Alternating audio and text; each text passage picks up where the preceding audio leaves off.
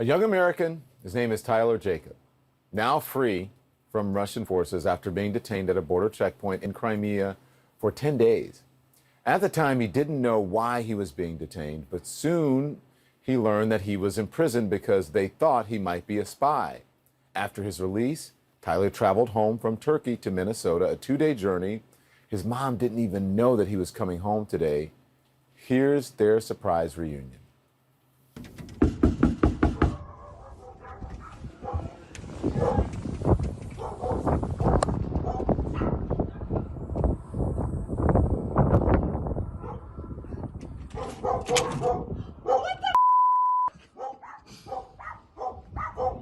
Terry! Come here! Come here! Come here! Dude! What are you doing here? Got sent home?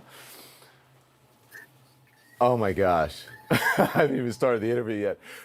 Tyler Jacob and his mom, Tina Hauser, joins me now. Look at you, Tina. Tyler, we were worried sick about you. Tina and I have been on television talking about you and worrying about you, and we're so happy you're home. How you doing? Exhausted. Like it's been a journey, but I mean, I guess I'm still here, so and I have a positive attitude. I'm grateful for everybody that's helped me, so What did you think, Tina? When you opened the door, you said, "What the beep?"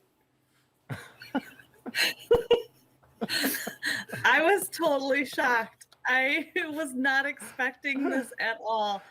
Between him, his wife, and Beth, your person there, and his dad are all going to get a good word from me. They all were in on it. Tina, you were worried sick, though. Honestly, how do you feel?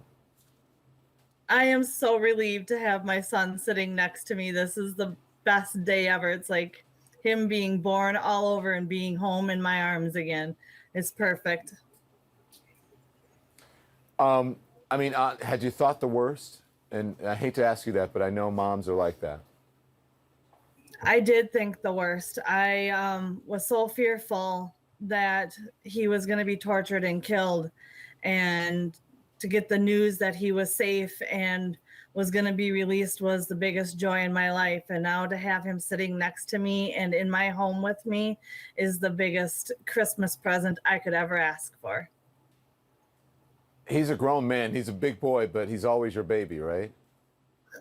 That's true. Always will be my baby. Tyler, I mean, but this is some serious stuff. Look, let's talk about your journey. I mean, it's harrowing. You were detained by Russian forces at a checkpoint and then held for 10 days. I mean, seriously, we were looking at the video that they captured, like you in a transfer van or something. And then after that, you just kind of disappeared. Like, we didn't know what had happened to you. What did they tell you? Did you have any idea what was happening? to begin with, no. So I was sitting at the Arminsk checkpoint for, I think it was like 7 hours, 7 or 8 hours before they finally told me that, hey, like we have this protocol that you have to sign. And they were trying to force me without telling me anything about it. And by 6 o'clock in the morning on Sunday, they were finally like, we can take you to a place for you to sleep. So they locked me in a prison cell there in Arminsk. And then later in that afternoon, they came and picked me up, took me to court, and charged me with not giving my passport, and then detained me for a total of 10 days. How did they treat you in custody? So the first 2 days weren't so great, but like once I got to the jail in Simferopol, they were absolutely perfect to me. Like as much as I'd like to say that Russians are bad people for invading a sovereign country, that these people were some of the nicest people I've met. I mean, there was 3 captains that rotated in the jail, and 2 of them would speak English with me, and one of them would like wink at me when I'd get pulled to go get questioned, and like he would like make sure that he knew that, or I knew that like things were going well. Were there other people held captive or detained? Sorry? Were there other people detained with you? No, I was the only one detained on the bus. And there They were thought 6 that you buses, might and be I a think a s- total of like There were 6 so buses in there was what? like there were 6 buses and like a total of I think it was like 115 people, and I was the only one detained. They thought that you might be a spy. I mean, did you have to prove to them that you weren't a spy? Yeah, they went through all. They took my laptop, my phone, and my tablet, copied all of the hard drives, and then sifted through everything that I had.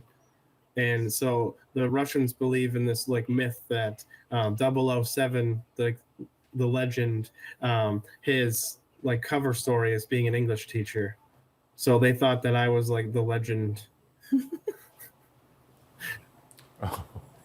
I hear that laugh, Tina. Wow, but I mean, you can laugh now. But Right. listen, I got to ask because your mom said she thought the worst. She thought that they might torture you, or were you in fear of anything like that, of being held for a long time, and what the possible consequences were? So the beginning part of it, yes, I was a bit concerned, and then by Wednesday, he was like still questioning me very heavily about like being a spy and like how do you know this person? Because I had a resume for somebody who had government background on my computer because I was starting a new school and they wanted me to use it as like an example, and I didn't know who the person was at all. But he was just constantly telling me, "Hey, like you know this person. His number is in your contacts in your phone." And I kept telling him like it wasn't.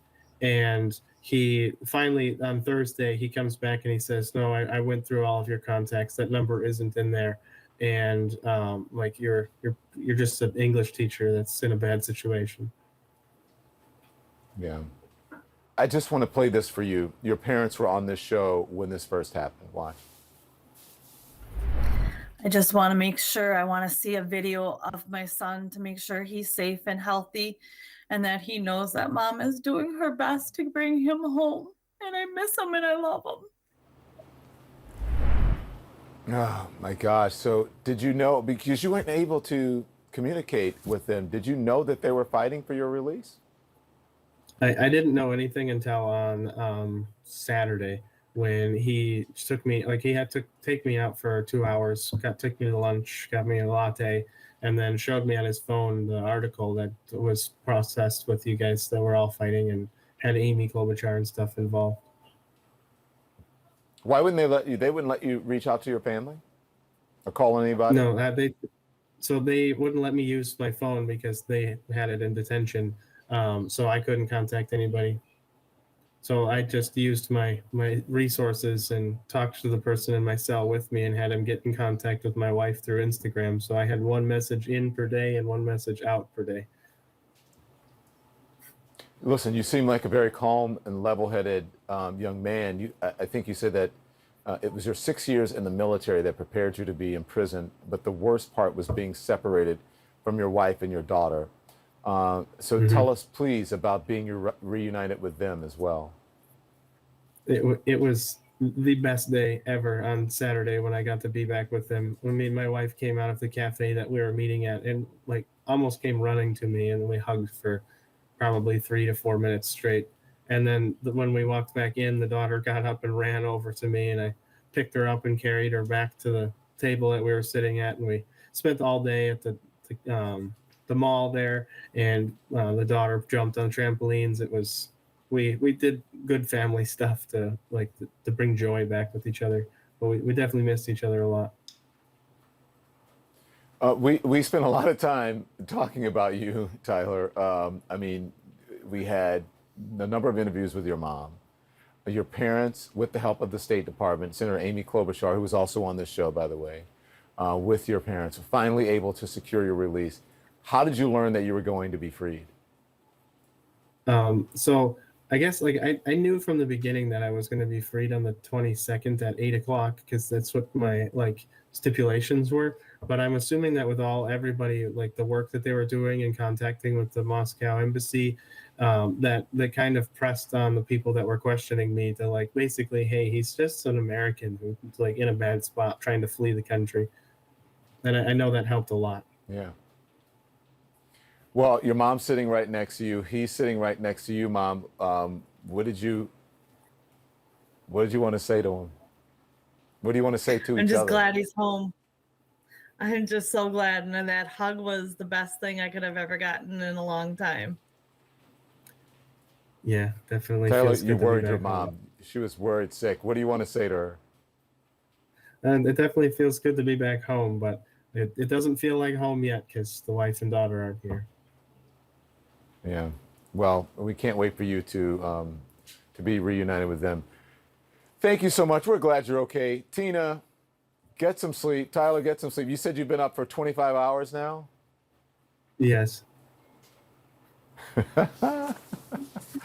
Good luck. We'll let you go and enjoy. But Sure. have a great life. you. Be well and hug the ones you love. Thank you so much, guys. We're so happy for you. Thank you. Thank you.